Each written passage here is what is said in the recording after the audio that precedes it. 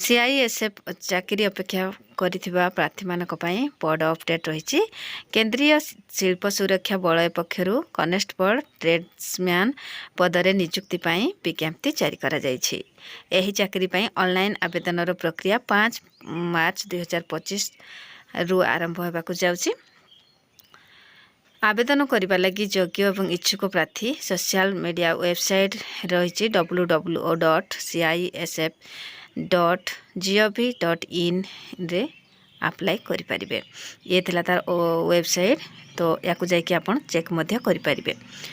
यही नियुक्ति प्रक्रिया पई ऑनलाइन आवेदन 3 एप्रिल 2025 पर्यंत रहिबो। ताहले लास्ट डेट रही 3 एप्रिल पर्यंत। योग्यता रही सीआईएसएफ पक्षरु जारी करा जायथिबा सूचना अनुसार आवेदन करुथबा प्रार्थी 10वीं पास करिथिबा निहाती आवश्यक। नियुक्ति माध्यम 1161 पदरे चाकरी दिया जिवो। या व्यतीत ट्रेड्स रे आईटीआई पास करिथिबा दरकार।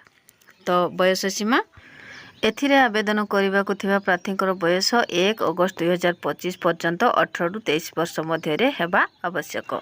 संरक्षित वर्ग प्रार्थी मानकु बयस सीमा छाड़ करा जायछि।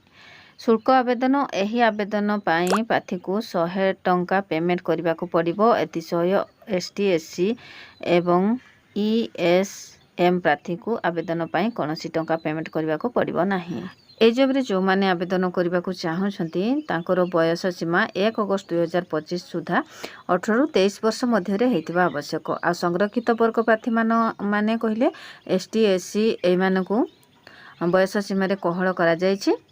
आ समस्त को समस्त को 100 टंका देवाक पड़िबो। एथि सहित एसटी एससी आउ ईएसएम प्रार्थी मानकु कोनोसी टंका देवाक पड़िबो नाही।